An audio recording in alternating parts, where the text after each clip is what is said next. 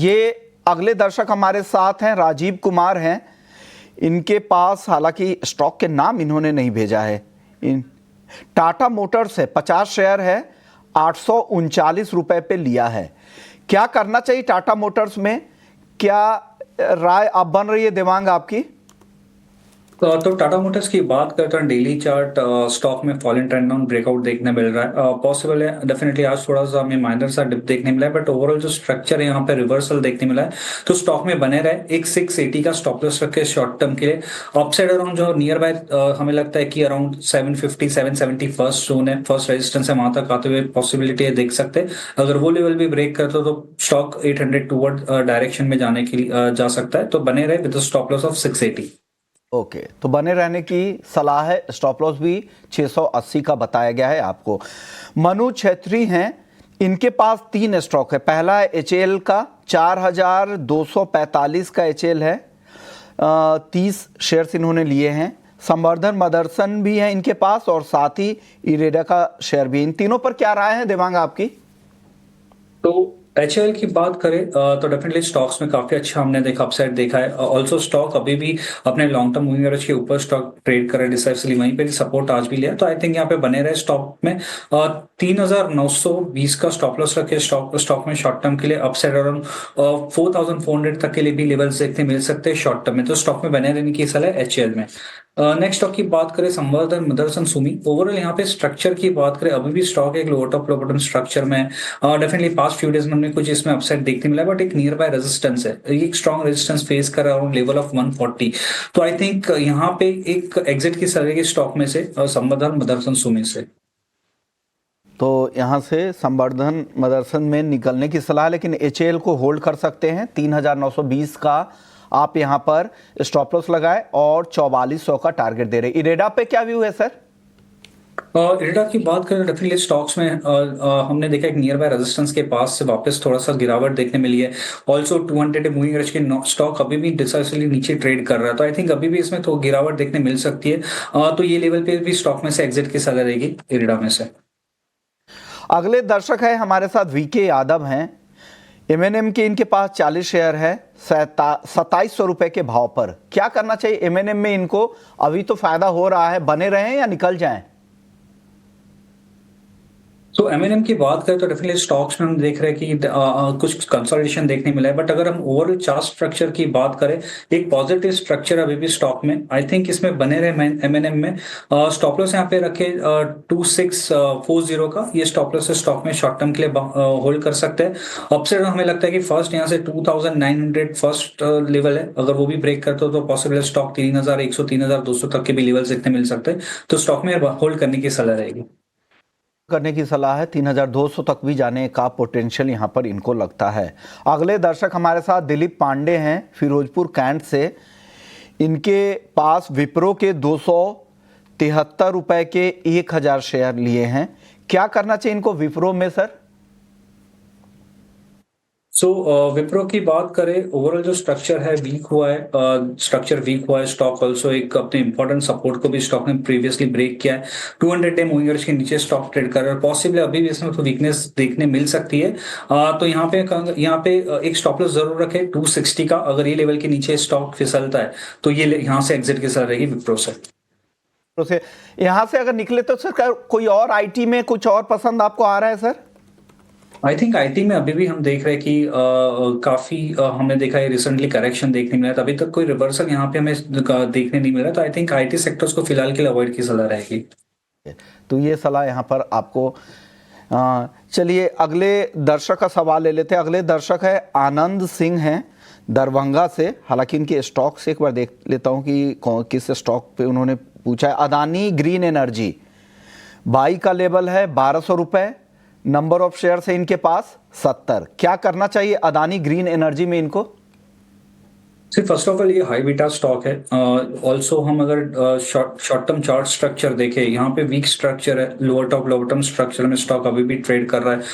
Possible यहाँ से और वीकनेस गहरा सकती है, तो ये लेवल से एग्जिट की सलाह रहेगी। क्योंकि स्टॉक का जो इंपॉर्टेंट रेजिस्टेंस और 980 और जो एक स्ट्रॉन्ग रेजिस्टेंस फेस कर रहा है स्टॉक, और वहीं से हमने देखा नीचे।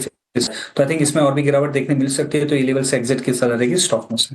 तो यहाँ से इन लेवल्स पे एग्जिट करने की सलाह अदानी ग्रीन से।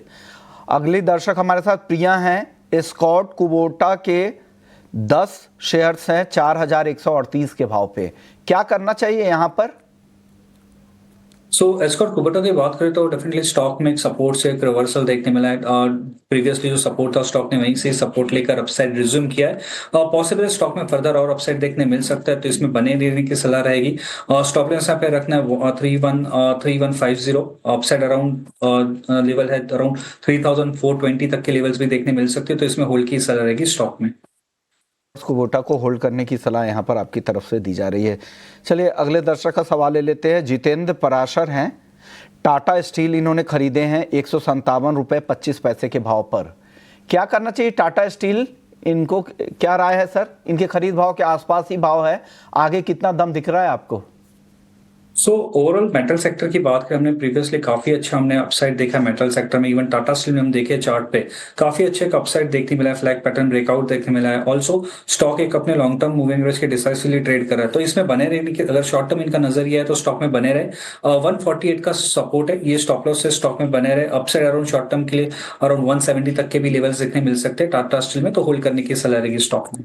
एक और सवाल है इनका, एक साइड पर इनके पास 100 शेयर है एक साइड के 455 रुपए के भाव पर, 5 साल का नजरिया है, इन्वेस्टर्स है, लंबी अवधि के निवेशक है, एक साइड में क्या करना चाहिए इनको?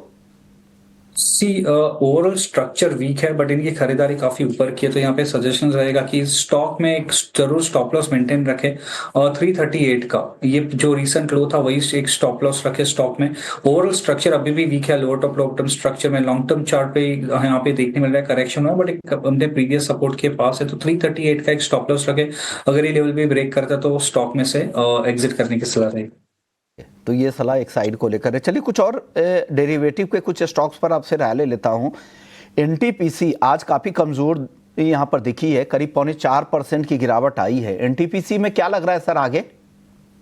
अगर एनटीपीसी की बात करें, आफ्टर द करेक्शन स्टॉक एक round bottom formation daily chart पे फॉर्म किया है। ऑल्सो स्टॉक अपने 200 मूविंग एवरेज के ऊपर ट्रेड कर रहा है, तो आई थिंक इसमें अभी डेफिनेटली आज वीकनेस देखने मिली है, बट हमें लगता है कि इसमें और अपसाइड देखने मिल सकता है। तो स्टॉक में अगर शॉर्ट टर्म नजरिया है तो स्टॉक में बने रहे। 340 का स्टॉप लॉस जरूर रखे स्टॉक में। अपसाइड अराउंड 375 380 तक के लेवल्स देखने मिल सकते हैं शॉर्ट टर्म में, तो स्टॉक में बने रहने की सलाह रहेगी। तो आज पीएसयू पे ज़्यादातर पीएसयू पे दबाव दिखा है। आरईसी देखिए ये भी 3% कमजोर था, कॉनकॉर में 3.5% की गिरावट थी, इन दोनों पर क्या राय है? आरईसी की बात करें, डेफिनेटली स्टॉक्स में आज हम देख रहे हैं करेक्शन देखने मिला है, बट अपने रेजिस्टेंस के पास से स्टॉक में करेक्ट हुआ है। यहाँ पे नाउ जो सपोर्ट बन रहा है स्टॉक के लिए 418 का है शॉर्ट टर्म के लिए। आई थिंक जब तक ये लेवल्स होल्ड करता है स्टॉक, हमें लगता है कि यहाँ से एक रिवर्सल देखने मिलना चाहिए, तो 418 की स्टॉप लॉस से स्टॉक में बने रहे। अपसाइड जो फर्स्ट रेजिस्टेंस है अराउंड 445 447 तक के जोन देखने मिल सकते हैं आरईसी में। सीमेंस यहाँ पर क्या व्यू है? आज शानदार तेजी यहाँ पे दिखी है, करीब करीब 6% की, अब क्या राय बन रही है सर? सीमेंस की बात करें, after the correction sharp correction stock में एक सपोर्ट लिया, उसके बाद एक कंसोलिडेशन हमें देखने मिला। कंसोलिडेशन स्टॉक में ब्रेकआउट देखने मिला आज विद द वॉल्यूम में काफी अच्छा हमें देखने मिला है सीमेंस के अंदर, तो ये हमें सजेस्ट करता है कि पॉसिबल स्टॉक में फर्दर और अपसाइड देखने मिल सकता है, तो स्टॉक में बने रहे। शॉर्ट टर्म के लिए 5200 का सपोर्ट है स्टॉक के लिए। अपसाइड अराउंड हमें लगता है कि 5800 5900 तक के भी लेवल्स देखने मिल सकते हैं, तो स्टॉक में बने हैं विद स्टॉप लॉस ऑफ 5200। तो यहाँ पर बने रहने की सलाह सीमेंस में आ रही है। गौरी का सवाल है, इनके पास मारुति के शेयर हैं, 11,820 रुपये पर लिया था, अब क्या करना चाहिए? क्या करना चाहिए मारुति पर, आपकी राय क्या है देवांग जी? मारुति की बात करें तो पास्ट फ्यू डेज में स्टॉक में कुछ कंसोलिडेशन देखने मिला है, एक रेंज में चल रहा है स्टॉक, तो आई थिंक अगर यहाँ पे थोड़ा यहाँ पे अपसाइड देखने मिलता है तो एक बार एग्जिट की सलाह रहेगी। लेवल ऑफ अराउंड 12,000 11,900 12,000 के अराउंड आसपास अगर देखने मिलता है तो वो लेवल पे आसपास हमें एग्जिट की सलाह की यहाँ पे रहेगी। यहाँ पे इमीडिएट जो सपोर्ट है स्टॉक के लिए वो है 11,500, तो ये स्टॉप लॉस जरूर रखे स्टॉक में। ओके, एक और काउंटर था, अच्छी तेजी दिखी थी, ट्रेंट, यहाँ पर 2.5% की मजबूती दिखी है। ट्रेंट में क्या राय बन रही है देवांग? ट्रेंड की बात करें, डेफिनेटली आज हमने एक अपसाइड देखा है 2.5% के अराउंड, बट ओवरऑल जो बात करें अभी भी एक दायरे में स्टॉक हमें देखने मिला है लंबे समय से। हमें लगता है इसमें अभी भी कंसोलिडेशन देखने मिल सकता है। जो रेजिस्टेंस अराउंड आता है 5450, ये एक स्ट्रॉन्ग रेजिस्टेंस फेस कर रहा है। सपोर्ट की जहां तक बात करें 5040, तो हमें लगता है कि रेंज में ही देखने मिल सकता है स्टॉक। ओके, चलिए, तो रेंज में ही आपको यहाँ से अब ये दिख रहा है। अगले दर्शक हमारे साथ मितेश त्रिवेदी हैं। इनके पास MRPL के 100 शेयर है, 280 रुपये 84 पैसे के भाव पर 9 महीने पहले की खरीद है। क्या करना चाहिए इनको MRPL में सर?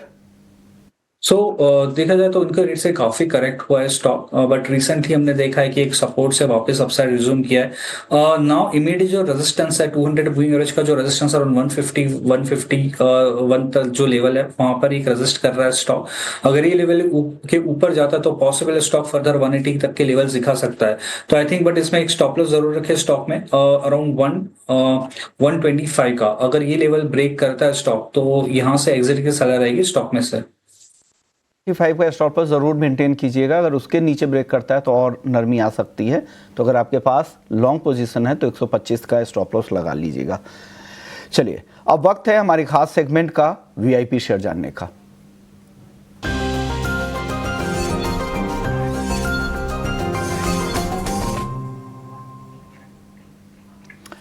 सर बताइए, इन्वेस्टमेंट के लिए यहाँ से आपकी तरफ से टॉप पिक क्या होंगे? फर्स्ट स्टॉक यहाँ रहेगा मैरिको का। मैरिको का और डेली स्ट्रक्चर देखे, डबल बॉटम स्ट्रक्चर बना है। स्टॉक ने अच्छा सपोर्ट लेकर अपसाइड रिज्यूम किया है। ऑल्सो स्टॉक रिसेंटली जो मूव आया है वो 200 मूविंग एवरेज के ऊपर स्टॉक ट्रेड कर रहा है, तो यहाँ से मैरिको खरीदने की सलाह है। स्टॉप लॉस यहाँ पे रखना है 624 का, टारगेट है 664। और एक स्टॉक रहेगा ग्रासिम। ग्रासिम का ओवरऑल स्ट्रक्चर की बात करने देखा काफी अच्छा एक का ब्रेकआउट देखने मिला है स्टॉक में, ऑल्सो वॉल्यूम के साथ ब्रेकआउट देखने मिला है। तो ग्रासिम खरीदने की सलाह है। स्टॉप लॉस यहाँ पे रखना है 2530, टारगेट है 2645। एक बार टारगेट फिर से बोलिएगा। 2645। ओके, तो ग्रासिम में 2645 का टारगेट है और मैरिको 664 664 रुपए के टारगेट के लिए आप यहाँ पे खरीदारी कर सकते हैं। शुक्रिया देवांग आपका। जाने से पहले आप डिस्क्लेमर दे दें अपना। हमने जो स्टॉक में चर्चा की वो मेरी पर्सनल होल्डिंग में नहीं है, पर हम हमारे क्लाइंट को सजेस्ट करते हैं, उनके पास पोजीशन हो सकती है। ओके, शुक्रिया, आपने वक्त निकाला, हमारे दर्शकों के तमाम सवालों के जवाब दिए। जो भी सवाल रह गए हैं कोशिश करेंगे अगले शो में उन सवालों को हम शामिल करें। लेकिन जाने से पहले मैं आपको बता दें कि मार्च सीरीज की कल मंथली एक्सपायरी होने वाली है। किस लेवल्स पे ये एक्सपायरी हो सकती है और कि पोल क्या कह रहे हैं वो डेटा आपको एक बार बता देता हूं। तो निफ्टी की एक्सपायरी को लेकर जो कहा जा रहा है कि 23,700 से 800 के बीच की एक्सपायरी में 10% ब्रोकरेज हाउसेस ऐसे हैं, उनको लगता है कि जो एक्सपायरी होगी वो 23,700 से 23,800 के बीच होगी। 30% ब्रोकर्स मानते हैं जो एक्सपायरी है 23,500 से 23,600 के बीच, और 40% ब्रोकर्स मानते हैं कि एक्सपायरी 23,400 से 23,500 के बीच होगी, और 20% को लगता है कि निफ्टी 23,500 के नीचे भी फिसल सकता है। मार्च सीरीज का एक्सपायरी पोल बैंक निफ्टी को लेकर क्या है? ये है 51,300 से 51,500 के बीच में 20% ब्रोकर्स मानते हैं कि एक्सपायरी होगी। वहीं 50% ब्रोकर्स का मानना है कि 51,000 से 51,300 के बीच में बैंक निफ्टी की एक्सपायरी होगी, और 51,000 के नीचे की एक्सपायरी का अनुमान सिर्फ 30% ब्रोकरेज को है। अप्रैल सीरीज में कौन से सेक्टर चलेंगे? इसमें सीमेंट, इंफ्रा और पावर पर ब्रोकरेज हाउसेस को भरोसा ज़्यादा है। तो चलिए इस खास पेशकश को यहीं समेटते हैं। ब्रेक के बाद भी खबरें चलती रहेंगी। नमस्कार।